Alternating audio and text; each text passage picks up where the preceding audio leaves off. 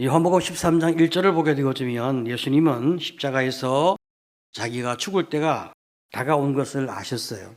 13장 1절을 보게 되어지면 6월절 전에 예수께서 자기가 세상을 떠나 아버지께로 돌아가실 때가 이른 줄 아시고 세상에 있는 자기 사람들을 사랑하시되 끝까지 사랑하시니라. 자, 여러분 말이죠. 사람은 자기가 죽음에 임박했다고 느낄 때, 자기의 삶의 위기와 걱정과 깊은 고난이 다가올 때 다른 사람을 염려하고 다른 사람을 도와줄 수 있는 마음의 여유가 없습니다. 하지만 우리 주님은 높은 인격을 가지고 계신 하나님이시기 때문에 자신이 죽은 이후에 남겨질 제자들의 그 상태를 걱정하고 염려하셔서 마지막까지 그들을 사랑으로 잘 돌보고 계십니다. 우리는 여기에서 주님의 더 깊은 사랑과 책임의식을 느끼게 되죠. 이렇게 끝까지 사랑한 사람 중에는 가론 유다도 포함되어 있습니다. 유다는 이미 다른 생각을 하고 있었는데요. 13장 2절을 보게 되어지면 마귀가 벌써 시몬의 아들 가롯 유다의 마음에 예수를 팔려는 생각을 넣었더라. 우리가 이 말씀을 가만히 묵상해 보게 되어지면 유다는 가만히 있는데 마귀가 유다의 마음을 조종하고 있나? 이런 생각을 할 수도 있어요. 하지만 전혀 그렇지가 않습니다. 하나님께서는 사람을 인격적인 존재로 만드셨어요. 사람의 인격과 사람의 자기 존엄은 사람 그 자체가 지킬 수 있도록 선택의 힘을 사람에게 부여하셨습니다. 마귀가 사람의 마음에 마귀의 생각을 집어넣으려 해도 사람이 마귀의 생각을 거절하면 더 이상 마귀의 생각에 우리가 지배를 당하지 않게 되어 있어요. 그런데 지금 유다가 예수님 팔려고 하는 생각, 그 마귀의 생각을 수용하고 있어요. 이 상황을 누가가 좀 더 자세히 기록하고 있는데 누가복음 22장 3절로 6절을 보게 되어지면 12 중에 하나인 가롯인이라 부르는 유다에게 사단이 들어가니 이에 유다가 대제사장들과 성전 경비대장들에게 가서 예수를 넘겨줄 방도를 의논하매 그들이 기뻐하여 돈을 주기로 언약하는지라. 유다가 허락하고 예수를 무리가 없을 때 넘겨줄 기회를 찾더라. 3절에 말이죠. 유다가 매우 강팍한 생각을 가지고 자신을 사탄에게 내어주니까 사단이 그 속에 들어가죠. 사단이 유다를 지배하게 되고 최종적으로 이 모든 일에 대하여 유다가 허락하고 마음의 결심을 하게 되는 것입니다. 이렇게 유다는 예수님을 팔아먹을 생각을 하고 있지만 예수님은 끝까지 여전히 유다를 사랑하고 계신 그 모습을 우리는 보게 되는 거죠. 그리고 예수님과 유다의 관계 속에서 마지막에 예수님이 3번 이상 그가 돌아올 수 있는 기회를 구체적으로 제공하십니다. 첫 번째는 말이죠. 13장에서 예수님께서 제자의 발을 씻기신 사건을 기록하고 있는데 그때 그 사건 말미에 예수님이 이런 말씀을 하시거든요. 요한복음 13장 10절로 11절을 보게 되어지면 예수께서 이르시되 이미 목욕한 자는 발밖에 씻을 필요가 없느니라. 온몸이 깨끗하니라. 너희가 깨끗하나 다는 아니니라. 이는 자기를 팔 자가 누구인지 아심이라. 그러므로 다는 깨끗하지 아니하다 하시니라. 우리 주님께서는 말이죠. 이미 유다가 자신을 배신할 것을 알고 계시기 때문에 주님은 유다에게 여전히 똑같은 사랑을 주시면서 그에게 지금 간접적으로 메시지를 말하고 있는 거예요. 너희가 깨끗하지만 그러나 다는 아니다. 자, 이 예수님의 말 속에 유다는 마음의 고통과 아픔을 느껴야 하고, 아, 예수님이 알고 계시는구나. 내가 돌이켜야 되겠구나. 이런 메시지를 주님이 주시면 그 메시지를 받고 좀 남아서 예수님과 대화를 하거나 아니면 구체적으로 그 자리에서 고백할 용기가 없다면 다시 조용히 주님께 나와서 자신의 죄를 참여할 수 있는 기회가 주어집니다. 그런데 유다는 꿈쩍도 하지 않습니다. 우리 주님이 두 번째 기회를 다시 주고 계시는데 그건 구체적으로 접근하시는 거예요. 13장 21절에 예수께서 이 말씀을 하시고 심령이 괴로워 증언하여 이르시되 내가 진실로 진실로 너희에게 이르노니 너희 중 하나가 나를 팔리라 하시니. 예수님은 가룟 유다가 자신을 팔 것을 아시고 마음이 너무 괴로우신 거예요. 배신의 고통 때문에 마음이 괴로우신 것도 있지만 유다를 생각할 때 얼마나 마음이 주님이 괴로우시겠어요.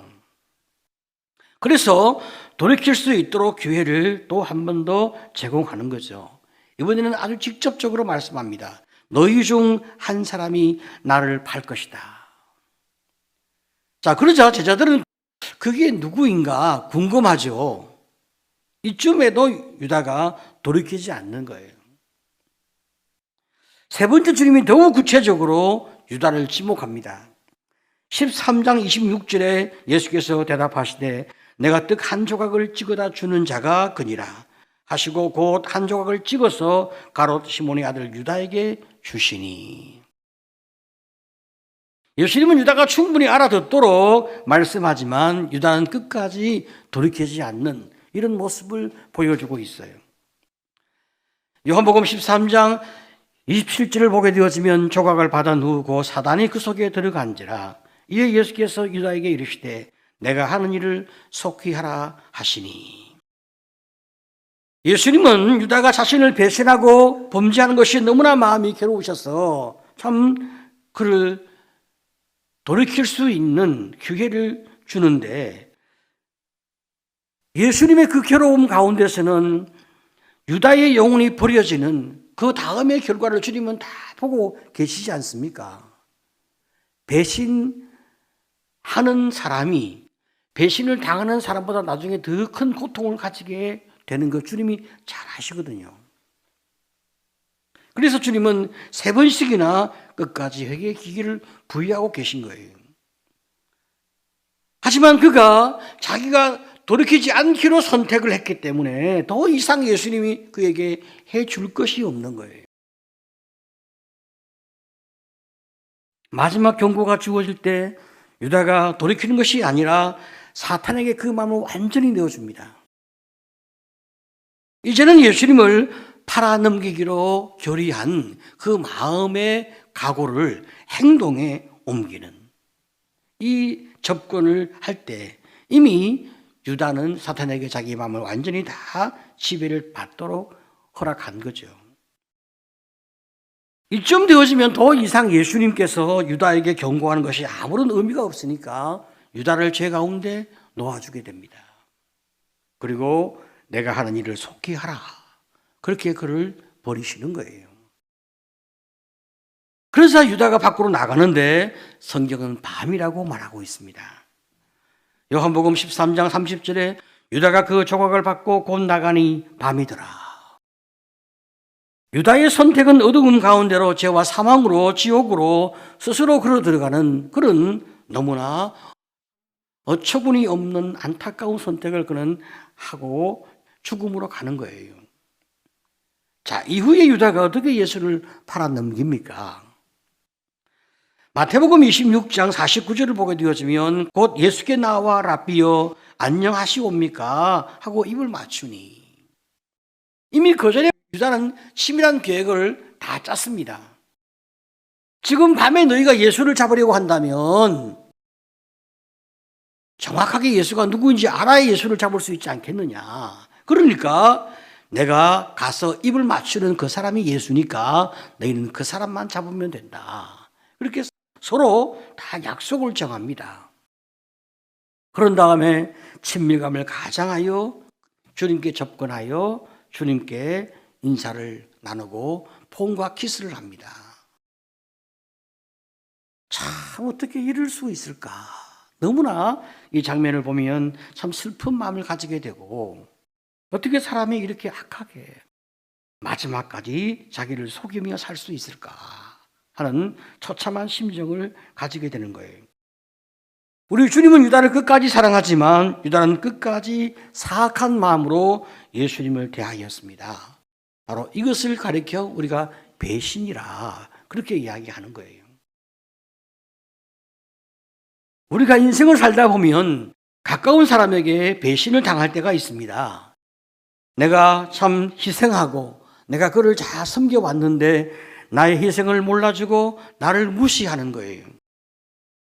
내가 진심으로 사랑했고 헌신했던 상대방이 나의 진심을 이용했다는 것이 확인되어질 때 어떻게 나에게 이룰 수 있는가 하는 마음으로 분함과 억울함을 우리는 사귈 수가 없습니다. 내가 은혜를 베풀고 자비를 베풀었는데 어떻게 뒤에서 나를 욕하고 저렇게 나를 향하여 온갖 악한 말을 할 수가 있단 말인가? 나는 최선을 다해 섬겼는데 내가 자기 욕구를 다 채워주지 못한 부분이 있다고 어떻게 저렇게 원망하고 비난할 수 있을까? 실제로 여러분 우리가 말이죠. 배우자와의 갈등이나 혹은 자녀와의 갈등이나 부모와의 갈등이나 형제와의 갈등에 있어서 우리가 그 사람에게 더 채워주지 못한 것이 있을 때 그 사람이 우리에게 등을 돌리는 경우가 종종 있거든요. 피해와 손해는 내가 더 많이 받는데 그 사람은 자기가 많은 손해를 본 것이 아니라 손해를 작게 봤단 말이죠. 내가 더 많은 손해를 봤어. 그런데 그가 내게 그런 비난을 할 때가 우리는 종종 우리의 삶 속에서 확인하게 되어집니다. 그러면 우리는 마음의 고통이 더 커지는 거예요. 어떤 경우에는 배신당했다는 사실을 믿고 싶지 않아서 아닐 거야 하고 부인하거나 진실을 축소하려고 우리가 덮고자 하는 마음을 가지게 되어집니다. 하지만 모든 사실이 명확하게 드러나지게 되어지면 억울함과 분노가 치밀어 오르는 거예요. 은혜를 원수로 갚는 사람들을 볼 때 배신감에 몸을 떨게 되어지고 복수심에 우리는 불타게 됩니다. 그동안 잘해주었던 나 자신이 너무나 한심스럽고 내가 너무나 바보 같기도 하고 내가 너무나 어리석은 인간 같기도 해서 자기 비하를 하게 되어지고 깊은 후회 가운데 사는 이런 현상도 나타나기도 하는 거예요. 이런 배신의 상처를 해결하지 못하면 이제는 더 이상 다른 사람을 만날 수가 없습니다. 사람 자체가 무서워지는 거예요. 그러면 사람을 멀리하면서 더 큰 고통과 아픔 가운데 빠지게 되어집니다. 여러분, 사람은 누구나 배신을 겪습니다. 그런데 하나님이신 우리 예수님도 제자에게 배신을 당하셨다는 사실입니다. 참 이것은 우리에게 위로가 되는 거예요. 전능하신 하나님도 모든 걸 다 아시는 그분도 인간관계와 맥락 속에서 이렇게 배신을 당하셨구나. 나만 당한 것은 아니구나. 우리는 여기에서 많은 위로가 있게 되어집니다. 그러면서 한편 또 의문이 생기는 거예요. 예수님께서는 왜 이런 제자의 손에 배신을 당해야만 했는가? 그냥 차라리 다른 대적의 손에 잡혀서 죽는 것이 낫지 않았겠는가? 예수님 자신도 얼마나 비참하고 배신하는 그 제자의 마음도 얼마나 큰 고통이 있을까? 굳이 제자에게 배신을 당해서 죽어야 했을까? 우리는 이런 의문을 또 가지게 되는 거예요. 여러분, 가장 가까운 사람에게 배신을 당할 때 제일 깊은 고통을 겪게 됩니다. 배신당한 자의 그 마음은 상처가 너무 깊어서 용서할 수도 없는 마음이 되어지는 거예요. 하지만 용서하지 않을 때 나 자신이 더 괴롭고 내 인생이 더 점점 병들어 가기 때문에 우리는 용서하지 아니할 수도 없습니다. 우리가 배신의 상처로 내 인격과 내 삶이 파괴되어지지 않기 위해서 주님께서 우리를 대신하여 배신을 또 당하시는 거예요. 그래서 우리는 배신의 상처를 주님께 내어놓고 주님의 위로와 은혜를 입을 수가 있습니다. 나만 당한 것이 아니고 주님이 당하신 거예요. 나는 인간관계 맥락 가운데서 나의 요인도 작지만 조금 있을 수 있는데 예수님의 경우는 아무런 그런 요인이 없는데 순전히 배신의 상처를 입으신 거예요.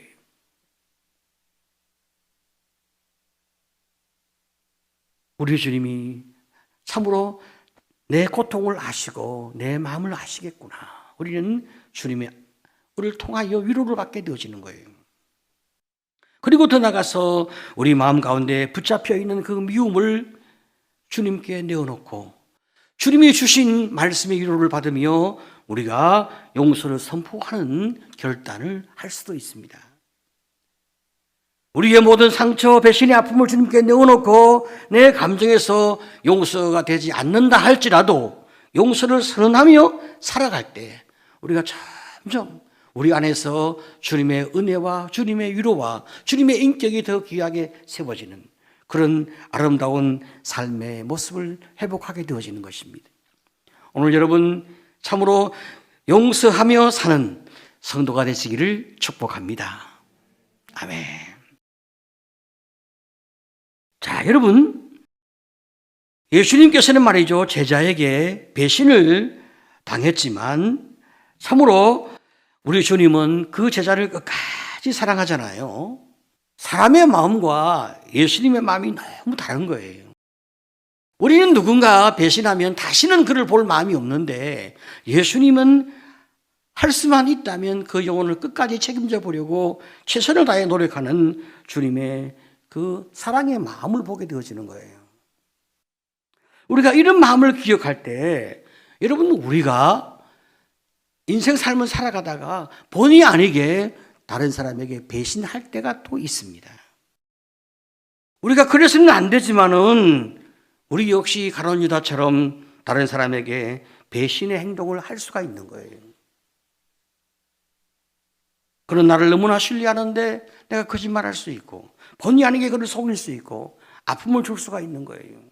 이럴 때 주님은 배신당해도 미워하지 아니하시고 버리지 아니하시고 끝까지 사랑하시는 우리 주님의 그 깊은 사랑의 은혜를 인격적인 그 기다리심을 우리는 보면서 우리 마음 가운데 위로를 받게 되어지는 거예요. 예수님이 배신의 상처를 안고 십자가의 죽으심으로 우리의 배신의 모든 그 죄까지 다 용서하시는 이런 주님의 십자가의 완성적 사역을 우리가 기억한다면 우리는 만약 우리의 삶 가운데서 가룟 유다 같은 배신의 행동이 있어서는 안 되지만은 그러나 혹 그런 일이 벌어졌다 해도 우리는 가룟 유다처럼 그렇게 마지막 행동을 해서는 안 되는 거예요. 예수를 배신한 가룟 유다는 자신을 용서할 수 없었어. 목을 메어 죽습니다. 마태복음 27장 5절을 보게 되어지면 유다가 오늘 성소에 던져 놓고 물러가서 스스로 목메어 죽으니라. 누군가를 배신했을 때 처음에는 그것이 내게 유익인 것 같아서 배신의 행동을 취하지만 돌아서서 보면 더 큰 상처를 가지게 되는 것이 인간관계인 것입니다. 가룟 유다는 자신이 내가 어떻게 이런 행동을 할 수 있었을까? 내가 어떻게 예수를 내 스승을 그 주님을 이렇게 팔아넘길 수 있었을까? 자기 자신에 대한 너무 큰 실망에 자신을 용서할 수 없었어. 마침내 자기 인생을 내어 던지고 죽어버리는 이런 결단을 하게 되는 거예요. 여러분, 우리는 이런 충동들을 받는 경우가 종종 있어요. 내가 나에게 너무 실망이 될 때 그냥 확 죽어버리고 싶은 마음이 들 때가 있어요. 하지만 이것은 회개의 길이 아니다. 우리 주님은 십자가에 끝없는 사랑과 용서를 안고 우리를 바라보시며 다 이루었다 말씀하시거든요. 십자가는 어떤 죄든 어떤 죄의 무게를 가지고 있든 다 치료하고 회복하고 용서하는 하나님의 완성이란 말이죠. 그렇기 때문에 우리는 십자가 앞에 나가서 은혜를 구하고 주님, 내가 주 앞에 죄를 지었습니다. 돌이킬 수 없는 나의 어리석음을 용서해 주옵소서. 하고 참의 길을 걸어가야 하는 것이에요. 그래야 배신의 고통과 죄책감에서 벗어나 자유하게 되어지고 주님의 사랑과 은혜 가운데서 감격하면서 내 남은 여생을 주님께 드릴 수 있는 은총의 성도가 되어줄 수 있단 말이에요.